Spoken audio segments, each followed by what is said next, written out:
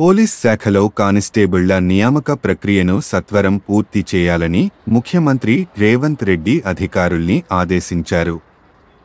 Constable స్థాయిలో civil, AR తదితర విభాగాల్లో మొత్తం 16,604 పోస్టుల భర్తీకి నిర్వహించిన ఎంపిక ప్రక్రియలో 15,750 మంది శిక్షణకు ఎంపికయ్యారు.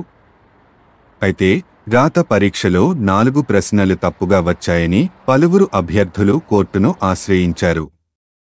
ఆ కేసు త్వరలో విచారణకు రానున్న నేపథ్యంలో న్యాయపరమైన అంశాల్ని పూర్తి చేసి కానిస్టేబుల్ నియామక ప్రక్రియను పూర్తి చేయాలని సీఎం సూచించారు.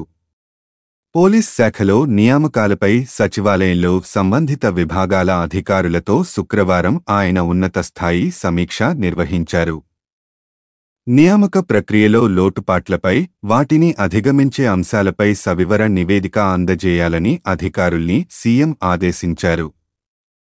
రాష్ట్రం ఏర్పడ్డనాటి నుంచి ఇప్పటివరకు చేపట్టిన ఉద్యోగ నియామకాలపై సైతం నివేదిక ఇవ్వాలన్నారు. పోలీస్ శాఖలో నిలిచిపోయిన హోంగార్డుల నియామకాలను అవసరం మేరకు తిరిగి చేపట్టాలని డీజీపీ రవిగుప్తాను సీఎం ఆదేశించారు. హోంగార్డుల ఆరోగ్య, ఆర్థిక, వైద్య అవసరాలు తీర్చేలా చర్యలు తీసుకోవాలన్నారు. హైదరాబాద్లో ట్రాఫిక్ క్రమబద్ధీకరణకు వారి సేవల్ని మరింత విస్తృత స్థాయిలో ఉపయోగించుకోవాలని పోలీసు అధికారులకు సీఎం సూచించారు.